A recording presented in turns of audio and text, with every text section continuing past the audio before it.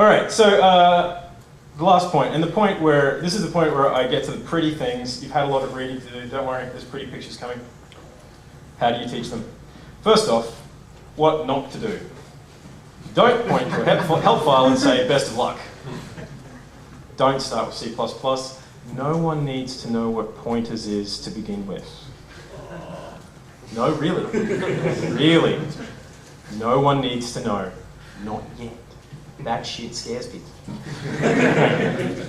Don't start with Visual Studio. I know programmers love it. I know you'll love it, or hate it, depending on what camp you are in. But frankly, it's the worst laid out piece of software I've ever seen. It is the most confusing thing ever, if you've ever opened it. Shit. Right. Like, it's wonderful, and I'd love a free copy if there's a Microsoft representative. Don't make fun of people learning. There's nothing more irritating than when you make an error and you ask for some help and then someone laughs at you. It's shit.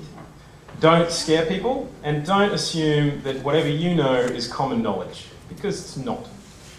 And last of all, don't flood people with information. Let people learn it on their own. You learn better when you're motivated to know it.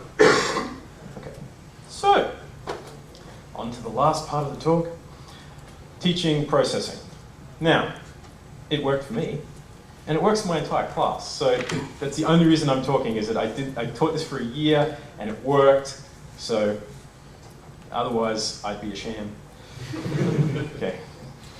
So, I actually totally forgot a slide, which is what the hell is processing, because probably no one in the room's heard of it. So let's just imagine I didn't go to the next slide. Okay, so processing is an open source programming language. It's actually built on top of Java. It's an extension of Java that gets rid of all the crap. And it's dead easy. I'll show it to you in a sec. But it's also incredibly non-threatening, more to the point. And you can do a phenomenal amount of stuff. It's all geared towards visual learning, and it's great. If you're really clever, you could use it in production. I've kind of figured out how to do it, but it's not quite, not as useful as Max, but it's still pretty useful. But I don't use Max, so it's more useful on XSI. Anyway, why processing? People do learn best when they want to learn, and artists learn when they're creating. And that's all this package lets you do, is create.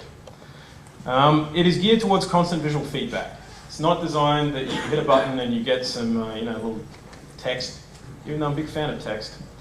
It's non-threatening, it is simple, it's very expandable, phenomenal number of libraries to do a stupid amount of stuff. It's an industry standard syntax. It's great, it's got brackets and stuff. It's awesome. You will learn coding conventions. It has the single best help I've ever seen, ever. You can export it to a browser, you can make Linux apps, Mac, PC apps with one button, and hands down, it's the greatest sandbox you're ever going to play in. And it's free. Once again, let me highlight this concept of free. There we go, free. Okay, so let's have a look. And so, here it is. It's about as underwhelming as you're ever going to get. Well, yes, it is a Mac, but it works on every package. So you're going to find this looks exactly the same. Windows, Linux, Mac, whatever you like. And this is my wonderful Hello World script, where you print Hello World, and down the bottom here, oh, there it is. It says Hello World. It's genius. And you notice it's opened up this little window. This is all about making this window happen.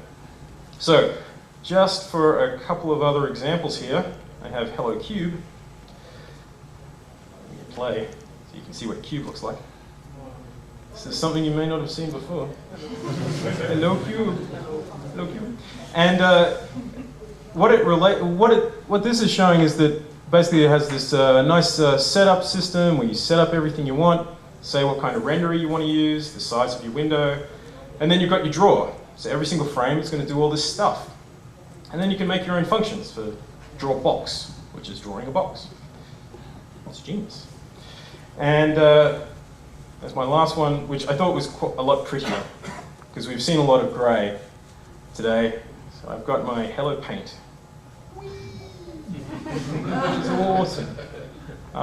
Cycling a color palette. Makes you look brilliant. Okay. So what we've got here is I'm drawing a line from the current mouse position to the previous mouse position, every single frame. And then I'm just changing the color, actual hue, and increasing and decreasing the size of the brush. Okay, so there's a way of showing you kind of, how this works. It is Java. If you've ever used Java, it's a bit Java-y. I know some people are snooty about Java, but that's okay. It doesn't need you. No one's been able to kill it yet. And yeah, basically you can set up your global variables, do your setup, do your draw, go ahead and draw, change your variables along the way. It's awesome. But when it all doesn't make sense, you can just highlight anything you want, right-click, find in reference. And there's your reference. Anything you want. You go to the extended version, here is the whole thing. Trust me, you can read it, it does stuff. In addition, it has various things for mouse input, keyboard input, file interaction, interacting with the web. You can do a hell of a lot of color work. You can do Bezier curves, any sort of curves, 3D primitives, crazy shapes if you want to load SVG files. And then in addition, you have a growing suite of libraries. Well, actually, if I was online, I could show you the whole lot, because it's on that link there. Trust me. And then you've got OpenGL as a standard. You've got video performance, network performance, serial if you want to do something crazy and talk to a joystick. PDF exporting, silly amount of stuff. If you follow this link, you can find the one I wrote, which is an OBJ importer, which is kind of cool. Right. So, I could sit here and type and show you some cool stuff. Well, actually just show you me typing slowly, but that would be incredibly boring. So, here's some stuff I prepared earlier. Okay, so useful things that you can do with this. There you go, running in a browser.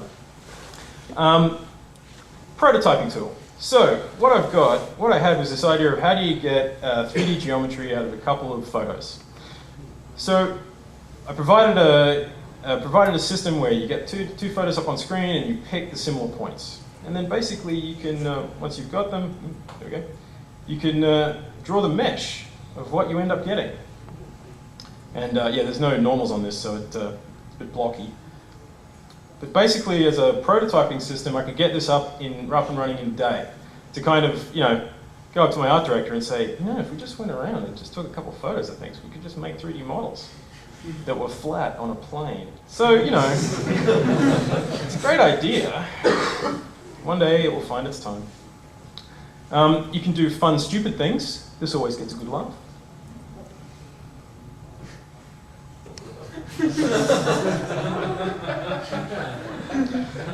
This is not my work. I am not saying this is my work. You can read it all at dayfightcrime.org. I just made a cute little front end and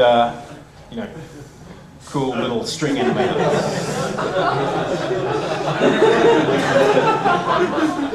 There's one where they've got the power to see death, and that's a genius. With an incredible destiny. It's best when you say it in an American movie voiceover language. He's an ungodly Catholic dwarf from the hood. Sorry. All right, so more prototyping work. So this was a system looking at the idea of height field generation from images and looking at all the information that you can get out of an image. This is an image. Can I just turn the lights off for a sec? Just a little bit more. And basically, you analyze this image, and it generates your height map for your object. Right? See? And then you can look at all the different types of, you get your red, blue, green channel, do your hue, which is basically garbage, get your saturation, which is kind of also garbage, but still interesting, and then everyone's favorite, the brightness. And then, I showed this to someone, they were like, this is cool. And then you can like twiddle all this stuff, you can increase the blur and, contrast the hell out of it. And then you can make it, smaller, thinner, whatever. But then they went, that's great.